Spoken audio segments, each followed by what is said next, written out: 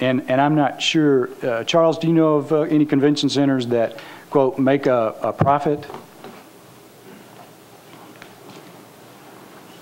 Phil, the only, I'm Charles Starks with the Convention Center. The only ones that we've seen that are very close to break even or even can slightly make profit are the ones that control their own parking or where they have some kind of ancillary revenues coming in for that. Now, we do know of some circumstances where parking generates enough revenue to offset that subsidy, but unless they have something like that, no, none that I'm aware of.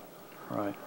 And as I said, our plan, just as with the existing convention center, is to rely totally on the visitors and tourists that come to our city, the hotel, motel tax and the like, to pay both the debt service and the operating cost. Correct, Mr. Riebling? Does that hit the operating cost pretty well? How many you're recognized? Thanks, Charlie. Asked my questions already. Okay. Councilman Adkins, we'll go back to you. Thank you, Chairman. On this resolution, I think what's important to get across to the committee, I'm not on the budget committee, but Section 4 makes MDHA come back to the council every quarter to give us an update on the convention center. And I think that's what's important for us as a body, to make sure that the public is engaged, that we're engaged, and I appreciate MDHA and Mr. Ryan for putting this section in there. This is really important to me as a council member, to make sure that the public knows exactly what's going on at each step of the way. Another important part of this resolution is Section 5, and that is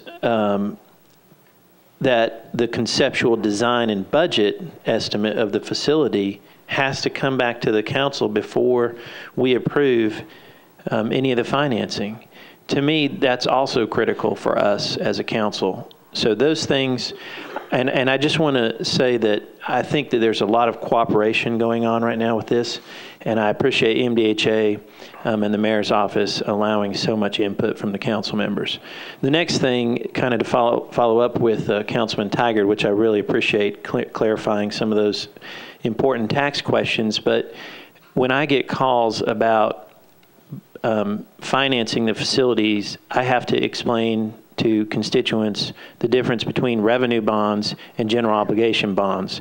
And so what I'd like to discuss just briefly, to have our finance director explain in great detail the difference between revenue bonds and general obligation bonds, because I think it's critical for the citizens of Nashville to understand that property tax dollars aren't going to be used. So if you could explain those differences, I'd appreciate it.